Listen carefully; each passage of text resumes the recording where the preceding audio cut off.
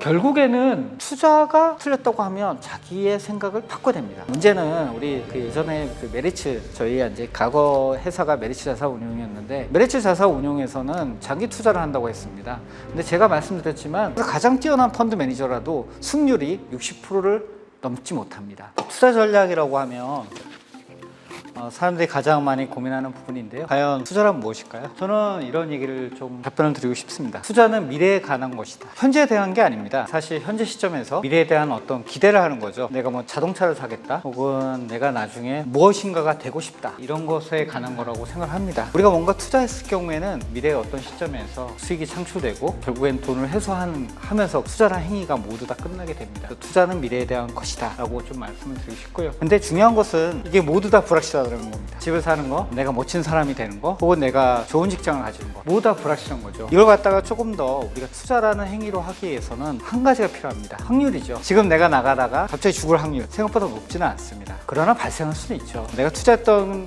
자산이 손실이 될 확률 가능합니다. 한 50%는 좋게 된다고 생각합니다. 근데 우리는 유튜브를 보거나 보통 이제 다른 사람들한테 얘기할 때 무조건 수익이 난다고 합니다. 사실 그건 뻥이죠. 손실 볼 확률은 생각보다 존재한다라고 좀 말씀을 드리고 싶고요. 투자를 할 경우에는 내가 그러면 이익을 볼 확률이 몇 프로인가, 여기에 대한 의사결정을 좀 하게 된다라고 좀 생각을 하게 되고요. 이러한 의사결정과 그냥 투기는 맹목적으로 정말 믿는 거죠. 내가 무언가를 갖다가 얻을 수 있겠다라고 생각을 합니다. 예전에 박현주 회장님이 그 얘기를 많이 했는데, 확률적으로 저보고는 의사결정을 많이 한다라고 말씀을 하셨어요. 근데 본인의 인사이트, 통찰력으로 한다라고 말씀을 좀 하셨죠. 저게 될 것 같다. 오랜 경험, 그리고 많은 지식, 그리고 어떤 투기한 해안이 합쳐졌을 때는 인사이트 투자가 가능하다라고 생각을 합니다. 사실 이런 부분은 노력을 갖다 무시하는 겁니다. 보통 주식시장이 몇 프로 오를까요? 확률적으로 저희가 투자를 한다고 하면 50%가 넘습니다. 55%입니다. 왜냐하면 주식시장은 우상향하게 될 가능성이 높습니다. 왜냐하면 이자를 주거든요. 금리를 갖다 보통 아무리 낮아도 은행에 돈을 맡기면 주기 때문에 투자에 대한 보상은 그보다 높아야 되기 때문에 어설프게 얘기해도 한 55%도 되고요. 미국 같은 경우는 더 높습니다.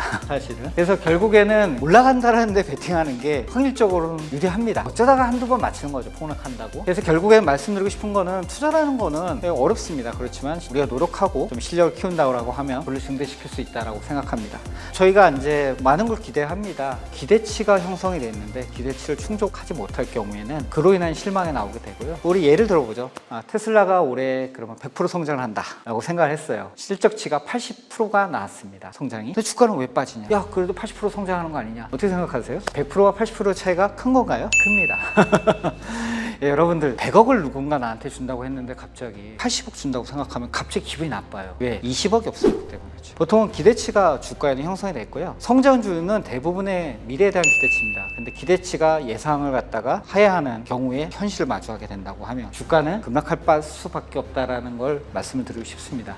이런 차이를 갖다가 만드는 수많은 변화들이 있어요. 첫 번째로 말씀드리고 싶은 장기적 변화는 인구 변화입니다. 두 번째로 말씀드리고 싶은 변화는 기후 변화. 마지막으로는 기술 변화를 말씀드리고 싶습니다. 이거는 구조적으로 우리한테 올 수밖에 없습니다. 인구 고령화되고 있고요. 대한민국은 너무나 빠르게 그걸 절실하게 느끼고 있습니다. 기후는 어찌됐든 간에 지금 탄소 중립을 유지하겠다고 하지만 사실은 나날이 좀 더워지는 것 같고, 기후 변화로 인한 재앙을 갖다가 우리가 주위에서 쉽게 볼 수 있는 것 같습니다. 마지막으로는 기술 변화입니다. 이러한 변화는 지금 현재 진행 중이고요. 또 여러분의 삶을, 그리고 저의 삶을 바꿔놓을 수 있다고 생각합니다. 인구 변화가 만들어내는 우리 투자 테마는 결국에는 고령화 빨리 일어나니까 약이 필요하고, 고령화 되신 분을 갖다 케어할 수 있는, 좀 더 잘 보살필 수 있는 여러 가지 서비스가 필요하지 않을까, 혹은 그 사람들을 대체할 수 있는 로봇, 인공지능 등이 필요하지 않을까라고 생각합니다. 그리고 고령화가 되면서 자산 배분에서는 많은 변화가 일어나게 돼요. 집도 팔게 되고요. 컨트리로 교회로 이사도 가게 되고요. 결국엔 연금을 갖다가 빼서 쓸 수밖에 없다라는 생각을 좀 하고 있습니다. 이러한 투자 아이디어가 인구 변화로부터 탄생을 하게 되고, 두 번째 기후 변화 같은 경우에는 요새 많이 얘기하는 탄소 중립과 더불어서 신재생 에너지 얘기를 하게 될 것 같습니다. 기술 변화 상당히 중요합니다. 여러분들 요새 가장 많이 나오고 있는 게 인공지능 관련된 얘기입니다. 과연 난 투자할 수 있을까? 나의 삶을 갖다 어떻게 바꿔놓을 수 있을까? 이런 부분은 장기적 변화라고 조금 말씀을 드리고 싶고요. 우린 고령화가 되는 거 이미 알았어요. 10년 전에도 20년 전에도 알았고요.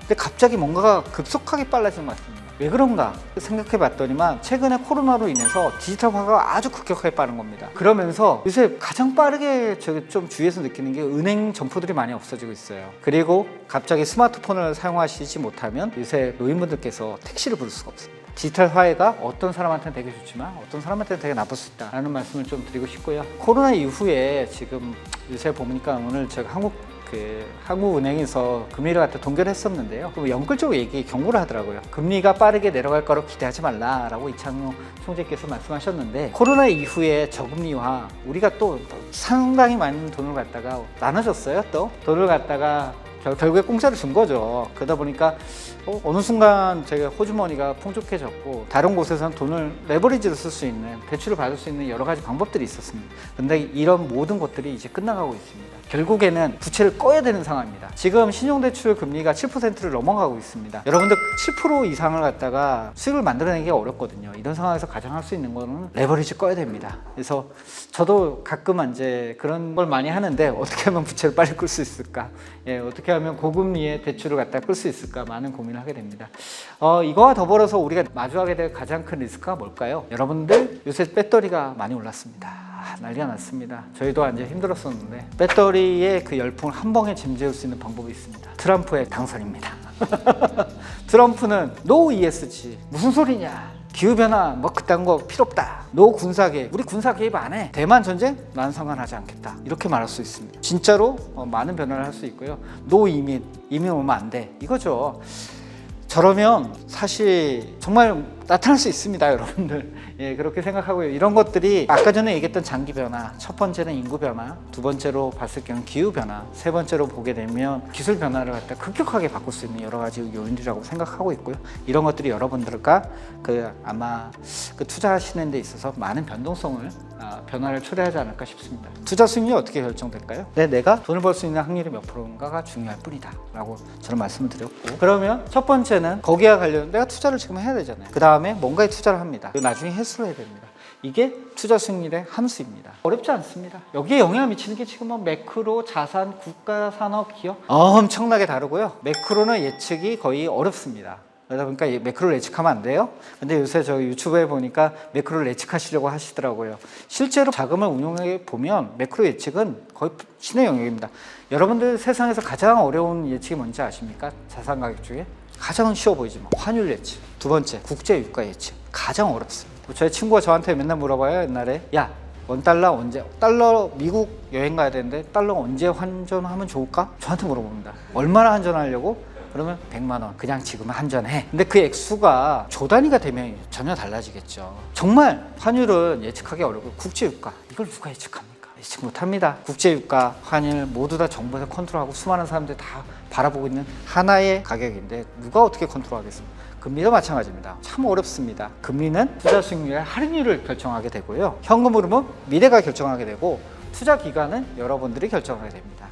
근데 예상치 못하게 나타날 수 있는 방법이 있죠. 만약에 내 판단이 틀렸다고 하면, 나는 펩시콜라 회사에 투자를 했어요. 지금으로부터 3년 후에 펩시콜라 주식을 팔기로 생각하고 투자를 했습니다. 펩시콜라는 좋은 회사예요. 근데 주가는 20% 하락했습니다. 뭐가 잘못됐을까요? 뭔가 이상한 거예요. 그러면 여러분들은 뭐 해야 될까요? 자기의 판단이 맞았는지 틀렸는지에 대해서 고민을 좀 해봐야 되죠. 자기의 판단이 틀렸다고 하면 계속 거절합니까? 아니죠. 내가 뭔가 잘못됐다고 생각하면 전문가 입장에서는 바꿔야죠. 보통 투자회사에서 투자를 할 경우에는 최소한 1년에서 3년 혹은 5년을 보고 투자를 합니다. 그런데 6개월도 안 돼서 나는 뭔가 잘못한 거야. 어떻게 합니까? 어떤 결정적인 상황을 갖다가 도달하기 전에 의사결정을 번복을 할 수는 있죠. 그렇죠? 근데 우리가 지금 이건 투자입니다. 사실 계약서를 딱 찍는 그런 계약이 있습니다. 예를 들어서 부동산 같은 거, 예를 들어서 회사와 회사 간의 계약, 이런 것들은 도장을 딱 찍기 전까지는 나 안 해, 마음 바뀔 수 있습니다. 그러나 찍고 나면 기다려야 됩니다. 미쳐버리는 거죠.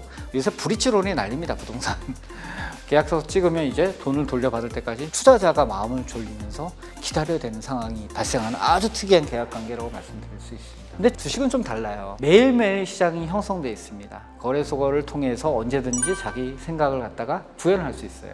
틀렸다고 생각하면 수많은 시장 참가자들 생각이 다 다르듯이 나도 틀렸다고 생각하면 바로 가서 다음날 팔면 됩니다. 그러다 보니까 상당히 유동성이 높은 건데, 결국에는 투자가 틀렸다고 하면 자기의 생각을 바꿔야 됩니다. 문제는 우리 그 예전에 그 메리츠, 저희 이제 과거 회사가 메리츠 자산운용이었는데, 메리츠 자산운용에서는 장기 투자를 한다고 했습니다. 근데 제가 말씀드렸지만 가장 뛰어난 펀드 매니저라도 승률이 60%를 넘지 못합니다. 승률이 60%가 넘으면 저는 여기에 있지 않습니다. 제가 가서 하죠. 매일매일 승률이 0.6이다.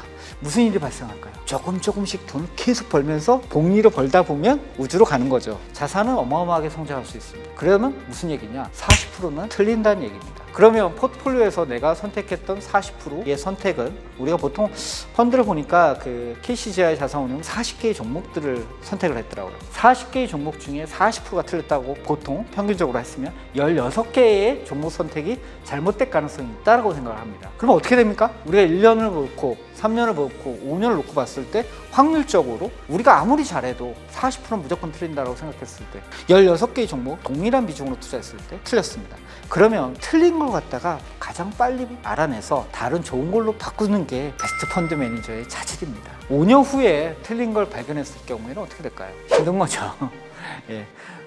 뭔가 잘못됐을 걸 빨리 발견할 수 있는 거, 이것도 투자자의 미덕입니다. 여러분들 그 첫 번째는 내가 고수하는 것도 좋지만 안 되면 손절하는 것도 원칙이에요. 예, 그걸 저는 말씀드리고 싶고, 자연스럽게 그렇게 되면 펀드 회전율이 높아질 수밖에 없습니다. 두 번째, 아까 전에 얘기했던 거, 그럼에도 불구하고 성공 확률을 높이려면 우리는 어떻게 해야 될까요? 변화가 많은 곳에, 예측이 불가능한 곳에 투자하면 안 됩니다. 아까 전에 심플하잖아요. 다가와. 첫 번째, 뭐가 다가와? 인구 변화는 다가오고 거의 확실한 거예요. 이 구조는 바뀌지 않습니다. 두 번째, 뭐가 다가옵니까? 기후변화는 다가오는 것 같아. 그거 막으려고 난리를 치고 있죠. 세 번째, 기술, AI가 위험하다고 아무리 얘기를 해도 누군가는 개발하려고 합니다. 터미네이터 2 봤나요? 안 봤어요? 터미네이터 2 보셨어요? 1, 2 다 보셨죠? 1, 2에서 I'll be back 맨날 하잖아요. 터미네이터가 사실은 로봇이지 않습니까? 누군가가 아무리 막으려고 노력해도 결국에 탄생하는 터미네이터 영화. 그것처럼 인공지능도 한편에서는 막으려고 하지만 한편에서 또 누군가 돈을 벌기 위해서 그걸 개발을 하고 있습니다. 그렇게 이거는 진행 중이라고 생각하고 이런 것에 투자하는 게 저희는 장기적으로 승률이 높다고 생각합니다. 결국에 올 거거든요. 근데 어떻게 오느냐, 그리고 그것을 어떻게 투자하느냐 중요합니다. 배터리, 아까 전 잠깐 이야기 나왔는데, 예, 배터리 결과적으로 됩니다. 그러나 그 과정은 우리가 생각하는 거랑 전혀 다른 곡선 혹은 주가 움직임을 보일 수 있어서 문제인 거죠. 예, 그렇게 말씀드리고 싶습니다. 투자 기간 및 투자 회,수, 여러분들 투자 기간 상당히 중요합니다. 주식은 영원히 투자하려고 투자합니까? 아니죠. 영원히 투자하는 건 회사가 영원히 할 수 있어요. 근데 100년 회사가 중에 여러 가지 남아있는 회사가 뭐가 있을까요? 100년 회사 이름 대보십시오. 제너럴 일렉트릭, 시어스, 또 뭐 있을까요? 디즈니. 예, 있습니다. 좋은 회사들 많은데, 근데 소수고 많은 회사들은 또 없어졌어요. 아마존이 나타나면서 없어지고. 우리 혁신 좋아하잖아요. 예, 혁신 좋아하는데 아마존이 없앤 거, 쿠팡이 요새 망가뜨리고 있는 거, 한국에서 배달의 민족이 망가뜨렸던 것들 생각을 해보세요. 한편은 없어졌던, 라떼라는 우리 저기 아저씨나 우리 상사가 얘기하면 라떼라고 했던 수많은 얘기들, 나 라떼는 말이야, 그런 것도 다 없어졌어요. 어디 갔을까? 우리 그 많던 비디오 가게는 어떻게 갔을까요? 비디오 가게 옛날에 보게 되면, 비디오 가게 가면 저 때는 비디오를 빌려줍니다. 1,000원에 믿기지 않겠지만 1,000원에 보면 테이프로 된 비디오를 하면 떨리는 마음에 18세 이상 보게 되면 그 빨간 딱지가 붙어 있습니다. 그러면 그 당시에는 검은 비닐봉지에 싸줬어요. 창피하지 말라고. 네, 고등학교 때 참 그거 하나 빌려와서 그 고등학교 친구들하고 같이 봤던 생각이 나는데, 그 수많은 비디오 렌탈샵은 다 어디 갔을까요? 우리 어렸을 때는 동네마다 아케이드가 있었습니다. 지금 많이 없어졌어요. 어디 갔을까요? 다 바뀌고 있어요. 세상은 바뀝니다. 거기에 따라서 우리의 인베스트먼트 호라이즌도 리세팅에 대해 생각합니다. 영원한 건 없어요. 그러면 보통 우리가 알 수 있는 1년에서 3년 정도를 보고 투자를 합니다. 그 기업은 물론 10년을 갈 수 있고 20년을 갈 수 있다고 하지만, 그러나 그 사이에 우리가 많은 가정이 바뀐다고 하면 투자 자금이 일찍 해소할 수도 있고 늦게 해소할 수도 있습니다. 자, 여러분들, 채권은 몇 년을 투자하려고 보통 투자를 할까요? 채권은 만기가 정해져 있습니다. 부동산은 몇 년을 투자하려고? 영원히 살려고? 절대 안 그렇습니다. 보통 이제 이게 2배 되면 팔 거야, 이런 사람도 있고요. 부동산도 마찬가지예요. 다른 대체 상품도 대부분 만기가 있습니다. 근데 주식은 왜 영원입니까? 주식을 만들어낸 회사의 가장 기본적인 가정, 고잉 컨선, 기업은 지속된다. 그러나 인덱스의 구성 종목이 10년마다 맨날 변하듯이 우리의 투자 주기도 예전보다는 짧아지고 있고 회수 기간도 짧아지고 있습니다. 내가 1년을 바라보고 투자하겠다라고 하게 되면 만기가 1년짜리가 되는 거예요. 나는 단기는 모르겠는데 장기는 알겠다라고 얘기하시는 분들이 되게 많습니다. 저는 반대로 생각. 난 단기는 알겠는데 장기를 모르겠다. 왜 변화가 너무 많잖아요. 10년 전에 여기가 뭐였을까요? 20년 전에 여기가 뭐였을까요? 30년 전, 40년 전, 50년 전 완전 다른 데죠. 예, 시간이 지나가면 너무나 많은 변화가 있습니다. 투자 기간이 길어지면 첫 번째 말씀드린 건 불확실성은 높아지고 우리가 생각했던 수익률은 위로 올라갈 수 있지만 아래로 내려갈 수도 있습니다. 우리는 성공한 것만 얘기합니다. 테슬라 같은 거, 코카콜라 같은 거, 애플 같은 거. 솔직히 우리가 애플이 성공할지를 여기를 누가 알았겠습니까? 2007년에 애플의 스티브 잡스가 나와서 아이폰이라는 걸 가지고 왔을 때 LG전자라고 하는 회사는 무시했어요. 그죠? 삼성은 빠르게 따라갔지만 그 똑똑한 분들이 오판했습니다. 지금이야 당연해 보였어. 아이폰 최고야. 그러나 그 당시에는 여러분들 수많은 논쟁이 있습니다. 지금은 LCD PDP 아십니까? 모르시죠? 그런 방식 가지고 연락 싸웠습니다. 그게 애널리스트가 했던 짓거리입니다. 그럼 무슨 의미가 있을까? LCD도 다 가버렸는데 잘 모르는 겁니다, 사실은. 그래서 제 생각에는 장기적으로 투자하는 건 맞아요. 그러나 우리가 투자했을 때 점검은 지속적으로 해야지 내가 생각한 거 제대로 했는지 안 했는지를 갖다가 확인할 수 있습니다. 세상에는 베타가 있고 베타라고 얘기하는 시장의 흐름이 있고 내가 남들보다 우위를 가질 수 있는 뭔가의 차이를 만드는 알파라는 게 있습니다. 그렇게 두 개 멋있게 설명하는데요. 이거 생각보다 어려워요. 알파는 없다, 베타는만 존재한다, 이렇게 난리도 하고. 일단 제가 아는 용어로 설명해 볼게요. 가장 수익률의 차이를 많이 만들어내는 건 자산 배분입니다. 내가 채권을 한다면 여러분들 대한민국에서 채권했으면 주식을 이겼을까요? 부동산을 했으면 주식을 이겼을까요? 느낌상으로 이겼을 것 같죠. 이겼습니다. 사실 어떤 걸 선택하느냐가 되게 중요합니다. 강남 아파트 샀으면 제일 나았겠죠. 맞습니다. 어떤 자산을 선택하는지가 상당히 나라마다 다르고 시대마다 다릅니다. 저걸 하나 말씀드리고 복합배분 건너뛰고 하나만 말씀드릴게요. 어떤 산업에 선택해 투자해야 될까요? 에너지, 소재, 기타 등등등등. 그러나 예전부터 저는 저 세 가지를 되게 좋아했어요. 저 세 가지를 거의 3분의 1씩 섞어서 했는데 컨슈머, 현금 창출 능력이 있는, 그리고 브랜드가 있는 거. 에르메스가 상장돼 있다는 거 아시죠? 좋습니다. 괜찮아요, 수익률도. 샤넬이 상장이 안 돼 있어서 아실 뿐이죠. 저런 컨슈머를 가지고 있으면 현금 창출 능력, 어마어마한 현금을 창출합니다. 코카콜라도 마찬가지고. 그다음에 테크 중에서 가장 대표적인 게 뭘까요? 쉽게 해서 또 소프트웨어로 봤을 경우 뭐가 있을까요?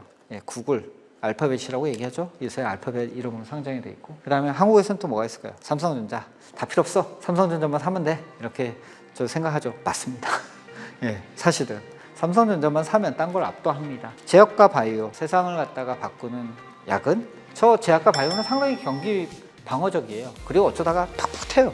파이저, 모더나. 그 코로나 시대에 그만한 주식이 없었습니다. 많은 혁신을 주도하고 그 다음에 세상을 바꾸는 주식이기 때문에 기업 가치가 성장할 수 있고 확장할 수 있으며, 그 다음에 옵션이 있습니다. 아이폰이 잘 되면 뭐가 좋을까요? 액세서리를 팔더라고요. 아이폰이 잘 되면 뭐가 좋을까요? 앱스토어를 통해서 돈을 갖다 받아들입니다. 20%씩. 그러다 보니까 많은 옵션을 가지게 됩니다. 사업이 잘 되게 되면 옵션이 생기는 저런 비즈니스 모델이 좋아요. 라면을 잘 팔면 뭐가 생길까요? 옵션이 생기나요? 많지 않죠.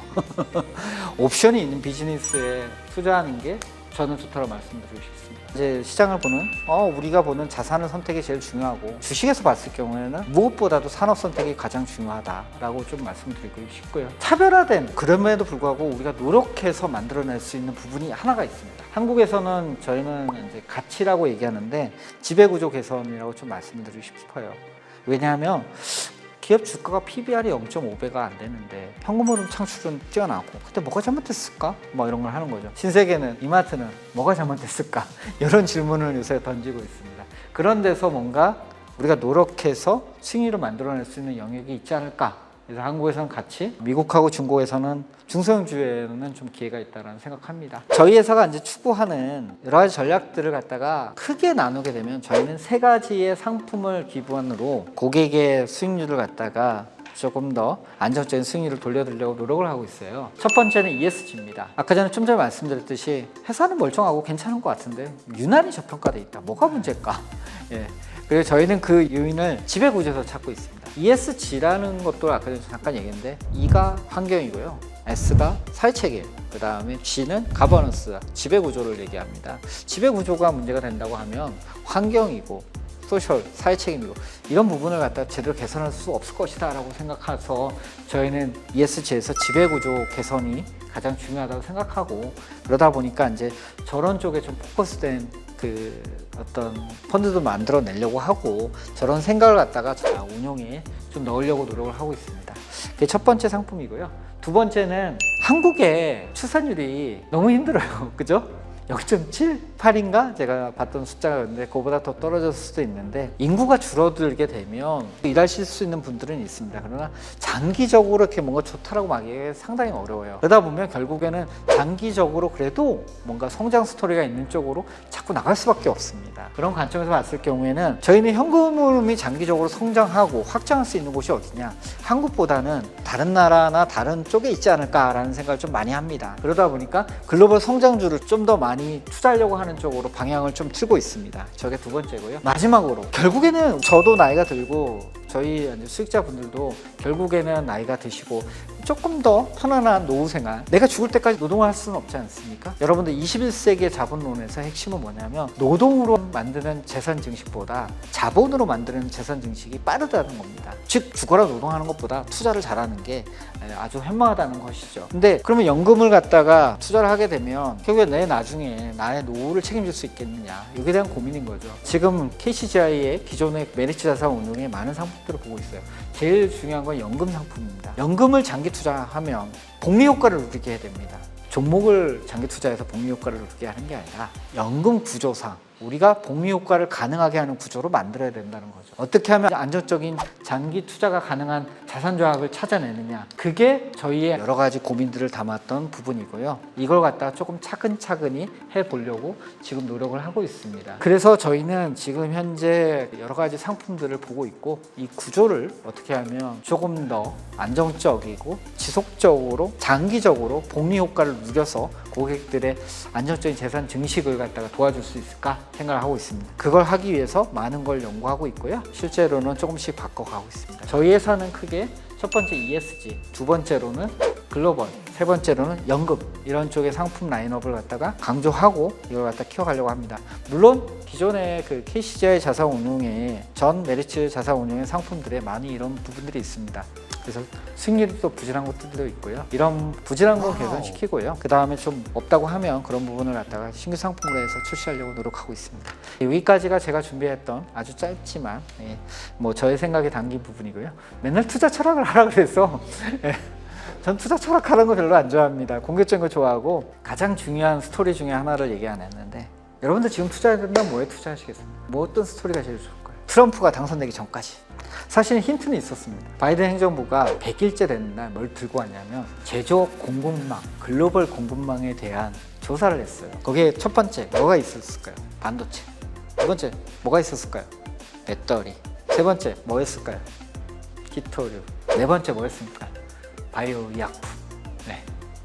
굵직굵직한 회사들하고 다 맞물려 있는 글로벌 공급망 이코로 제조업에 대한 아이디어를 갖다가 다 가지고 나왔어요. 그게 여태까지 진행 중이었어요. 사실은 미국이 뭔가 방향성을 세우게 되면 골치 아픈 거죠. 앞으로 트럼프가 다시 나타나실 것 같습니다. 1년 후에. 저는 좋게 생각하지 않지만, 그러면 그분이 나타났을 때 뭐가 바뀔까? 이제 지금부터 그걸 연구하시면 좋은 투자가 있지 않을까. 이제 1년 남았습니다. 생각보다 남은 1년 금방 옵니다. 그러면 많은 걸 또 바꿔놓을 수 있습니다. 트럼프 행정부는 무슨 생각을 하게 될까? 제가 뭐 확실처럼 얘기했는데 확률상 높다는 겁니다. 확률상. 저는 그 확률이 생각보다 높다는데 좀 무게중심을 두고 싶고 그걸 갖다 대비하고 싶은 사람입니다. 우리 바이든 행정부의 전략은 생각보다 그때 가면 또 잘 워킹하지 않을 수 있다. 작동하지 않을 수 있다. 이렇게 말씀드리고 싶습니다.